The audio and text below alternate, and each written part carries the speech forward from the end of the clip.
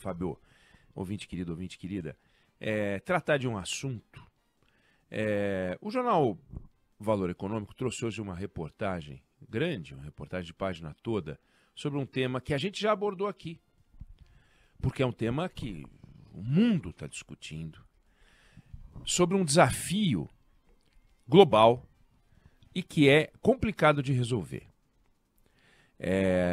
Existem vários desafios globais, né? Enfrentar as mudanças climáticas, enfrentar a desigualdade social, enfrentar a miséria, que é diferente de desigualdade social, enfrentar os desafios no campo da educação, no campo da saúde pública, no campo da segurança pública, vários desafios. Enfrentar guerras, né? Enfrentar as desavenças entre países, enfrentar os desafios de uma integração entre as nações. Mas todos esses assuntos que eu citei, de certa maneira, são assuntos que os governantes conseguem, de alguma forma, discutir. Eles podem se sentar à mesa. Você pode ter uma cúpula para discutir a paz no Oriente Médio. Difícil, como estão as coisas, mas é possível. Você pode discutir armistício, você pode discutir fim da guerra, das guerras, você pode fazer acordos comerciais. Isso é possível. Agora, esse assunto a que eu me refiro, a que vou me referir aqui, é um negócio complicado, que tem a ver com o crescimento da população, com a taxa de fecundidade. Porque não adianta os governantes fazerem um pacto dizendo que vão aumentar em 20% a taxa de fecundidade dos seus países, porque eles não têm esse poder. E a taxa de fecundidade vem caindo numa velocidade maior do que se imaginava. Os especialistas acreditavam que no final do ano 2000, a taxa de fecundidade, que 3 anos antes era 2,5, ou seja, 2,5 filhos por mulher, seria de 2,4, mas foi 2,3. E o mundo, que ainda não recebeu os números da ONU mais atuais e que vai soltar os seus dados mais recentes em breve, os números, os relatórios que a ONU tem recebido dos países sobre os quais ela prepara os seus estudos para definir, anunciar a taxa global, mas cada país já tem ali passando informações, os números têm vindo com uma taxa de nascimentos entre 10% e 20% menor do que as projeções feitas. No ano passado, os Estados Unidos registraram 4% menos nascimentos do que a ONU esperava. É a taxa mais baixa da história americana. A China, 16% a menos no número de nascimentos do que a ONU esperava. Isso vale para outros países. Egito, 17% a menos. Quênia, 18% a menos. E o mundo perigosamente chegando no número que não repõe a população, que é 2,1 filho por mulher. Esse é o número que mantém, abaixo disso cai. E isso vem acontecendo nos países ricos, nos países pobres. Vem acontecendo, eu falei no Quênia, na África subsaariana, a porcentagem de mulheres usando anticoncepcional subiu de 17% há 10 anos para 23%. E isso ajudou a derrubar o número que vai ser anunciado em breve com a taxa de todos os países que podem ser pesquisados. As taxas país por país. Basta entrar nos bancos de dados dos vários países e os números estão brotando. A taxa de fecundidade ela é complicada de administrar porque ela é resultado de decisões individuais de mulheres de todos os países, de todos os cantos, todas as realidades, todas as faixas de renda, todas as faixas de educação. Não adianta, ninguém pensa, eu vou ter mais filhos porque isso vai ajudar o meu país. Até porque quem decide ter mais filhos acaba gastando mais dinheiro. com comida, com escola, com plano de saúde, com moradia, com vestuário.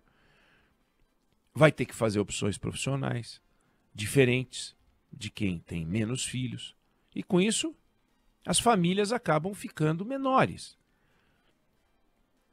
E isso tem um efeito grande sobre a economia nacional. Então, é uma discussão, é um debate que a gente já teve aqui, mas que ele vem sendo, agora ele está sendo uma fonte de preocupação dos governantes. Tema de discussão entre governantes, não só entre estudiosos.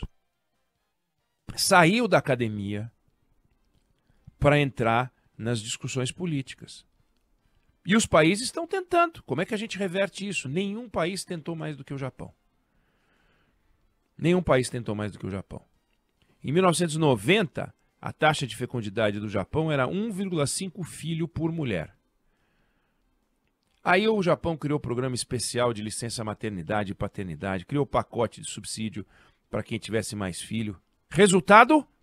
A taxa de fecundidade, que era de 1,5 por mulher em 1990, hoje é de 1,26 filho por mulher. Caiu. Chegou a subir um pouquinho. Caiu. E o que acaba acontecendo quando saem essas campanhas? E teve países que fizeram coisas mais ousadas. Por exemplo, na Dinamarca, fizeram uma campanha publicitária com comercial de TV. Em Singapura, fizeram, além de comercial de televisão, separaram um dinheiro, um orçamentário para a política de estímulo à fecundidade. E ainda assim, não funcionou. Não funcionou. Os estudos foram feitos, o que acaba acontecendo? Ou acabou acontecendo? As mulheres que estavam dispostas a ter um filho, elas até passaram a antecipar a maternidade, até em função do programa de estímulo. Mas isso não mudava, ou isso não mudou, o número de filhos que elas estavam dispostas a ter. Ou seja, a política, num primeiro momento, aumenta a taxa de fecundidade, passa a impressão de que ela está funcionando, mas é só uma antecipação de maternidade. E isso é um desafio impressionante. Por exemplo, pesquisa feita pela Pew Research, 1970, 1 em cada 10 americanas chegava à menopausa sem ter filhos. 1970. 2010, 1 em 5. Hoje, beirando 1 em 4. Levou 130 anos, entre 1800 e 1930, para a taxa de fecundidade britânica cair de 5 para 2. Na Coreia, levou 20. Então, de todos os cantos, por todos os lados, em todas as fontes de renda, isso vem caindo, vem caindo, vem caindo, vem caindo. Qual é a questão? Não é só uma questão de decisão individual ou uma constatação. Não, isso tem efeitos sobre o mercado de trabalho, isso tem efeitos sobre o sistema de saúde, isso tem efeitos sobre a aposentadoria.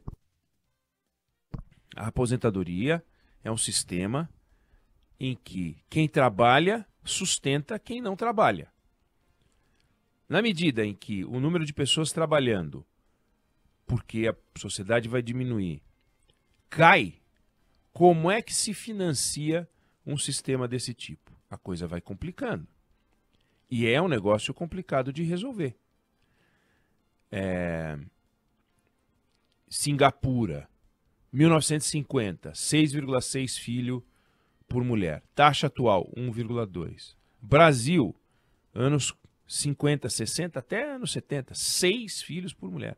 Hoje, 1,5 filhos por mulher, 1,3, aí depende do 1,7.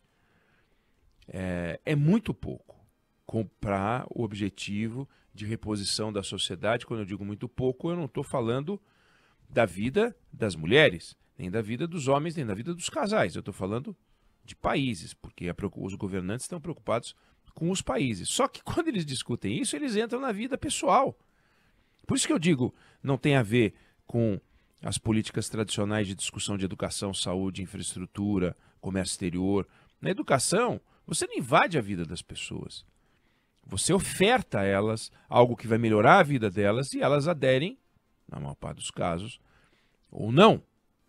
Tem coisas que são opcionais, tem coisas que são obrigatórias. Na saúde é um direito das pessoas. No Brasil, por exemplo, você tem o SUS, é um direito das pessoas. Algumas coisas são obrigatórias, outras não são obrigatórias. Política de renda, renda mínima, você tem políticas de renda mínima, habitação, são ofertas que o Estado faz para que as pessoas possam melhorar de vida. Nesse caso, como faz? Eu vou lançar uma campanha para quem tiver o segundo filho, vai ter um subsídio, como alguns países fizeram. Nós vamos fazer isso? É uma possibilidade. Alguns países entendem que isso é uma possibilidade. Mas perceba que é uma questão muito importante. Muda tudo. A composição, quando eu falo do mercado de trabalho, é meio óbvio, né? Sociedade envelhecendo, claro que o número de impostos de trabalho hoje e há 40 anos, por $1 milhão aplicado, é menor. Porque você tem automação, você tem sistemas novos que permitem que um mesmo produto fabricado hoje seja fabricado com um número muito menor de pessoas do que era fabricado antes. Então, você tem uma certa compensação. Ainda assim, você tem um desafio de formação de mão de obra. No caso do sistema de saúde, uma sociedade com muitos jovens é uma sociedade com doenças muito simples. Sobretudo saudável, mas com doenças muito simples.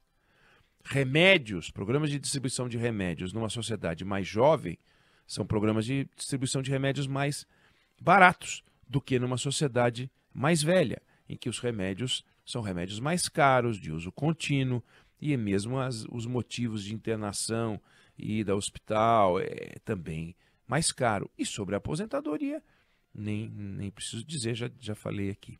Então, trouxe um assunto que não é o assunto da política tradicional, que não é o assunto da polarização, que não é o assunto das brigas envolvendo governo federal e oposição, a direita e a esquerda, etc.